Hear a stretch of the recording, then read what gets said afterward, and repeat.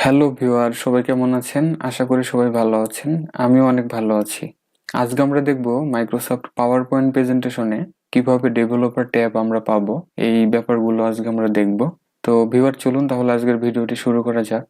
আমরা প্রথমে আমাদের পিসি থেকে পাওয়ার পয়েন্ট প্রেজেন্টেশন ওপেন করব। এখানে লক্ষ্য করুন, আমরা উপরে যে ট্যাব অপশনগুলো দেখতে পাচ্ছি, এই ট্যাব অপশনগুলোর ভিতরে আমরা এখানে ডেভেলপার যে ট্যাব আছে, এই ট্যাব কিন্তু আমরা এখানে দেখতে পাচ্ছি না, অর্থাৎ এটি আমাদের অ্যাড করা নেই। তো পাওয়ার পয়েন্ট প্রেজেন্টেশনে আমরা ডেভেলপার এই ট্যাবটি কেন অ্যাড করব এবং আসলে এটির কি কাজ আছে, এই ব্যাপারগুলো আমাদের জানা দরকার আছে। তো ডেভেলপার ট্যাবগুলো তো হচ্ছে যে আমরা চাইলে মাইক্রোসফট পাওয়ার পয়েন্ট প্রেজেন্টেশনের অ্যাডভান্স লেভেলের কিছু কাজ আছে, সেই কাজগুলো আমরা চাইলে এই ডেভেলপার ট্যাবের মাধ্যমে করে নিতে পারি। অর্থাৎ ডেভেলপার ট্যাবের ভিতরে আমরা ভিজুয়াল বেসিক অ্যাপ্লিকেশন আছে, সেগুলোর কোড ব্যবহার করে আমরা অনেক মজার মজার কাজ এই পাওয়ার পয়েন্ট প্রেজেন্টেশনে করতে পারি। এছাড়াও আমরা ডেভেলপার ট্যাবের ভিতরে ম্যাক্রো পেতে পারি, আমরা ম্যাক্রো রেকর্ড করে খুব সহজে আমাদের কাজকে কাস্টমাইজ করে নিতে পারি। তো ডেভেলপার ট্যাবটি পাওয়ার জন্য আমরা যে ফাইল ট্যাব আছে, এই ফাইল ট্যাবে ক্লিক করব।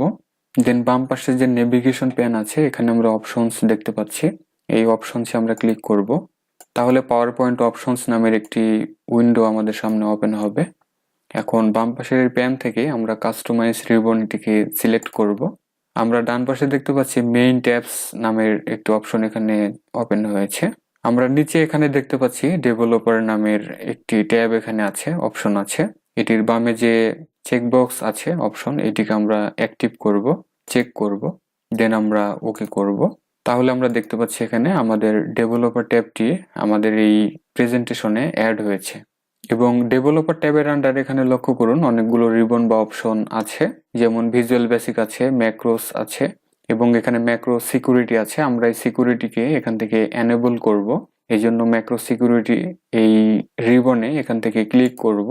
দেন আমরা এখানে দেখতে পাচ্ছি যে ম্যাক্রো সেটিংস আছে, আমরা নিচে দেখতে পাচ্ছি এনেবল অল ম্যাক্রোস আছে, এটিকে আমরা সিলেক্ট করব, এই রেডিও বাটন। দেন নিচে আমরা যে ডেভেলপার ম্যাক্রো সেটিংস আছে, আমরা এখানে দেখতে পাচ্ছি trust access to the VBA project object model আছে, এটির বামে যে চেকবক্স অপশন আছে, এটিকে আমরা চেক করব, দেন আমরা ওকে করব। এখন আমরা চাইলে খুব সহজেই এই ডেভেলপার টুলের আন্ডারে যে সমস্ত অপশনগুলো আছে বা রিবনগুলো আছে, এই রিবনগুলো আমরা খুব সহজে এখান থেকে ব্যবহার করতে পারি। তো ভিউয়ার, এই ছিল মোটামুটি আজকের ভিডিও। আমার এই ভিডিও হতে যদি বিন্দু পরিমাণ কোনো বিষয়বস্তু কাজে লাগে, তাহলে অবশ্যই আমার এই ভিডিওটি লাইক, কমেন্ট এবং শেয়ার করবেন। আর এই ধরনের ভালো ভালো টিপস পেতে আমার চ্যানেলটিকে সাবস্ক্রাইব করুন, আর আমার সাথেই থাকুন এবং আমার চ্যানেলের সাথে থাকুন। আর প্রতিনিয়ত ভিডিওর নোটিফিকেশন পাওয়ার জন্য নোটিফিকেশন যে বেল আইকন আছে, এটিকে আপনারা প্রেস করে রাখুন। সবাই সুস্থ থাকুন, ভালো থাকুন। অসংখ্য ধন্যবাদ সবাইকে।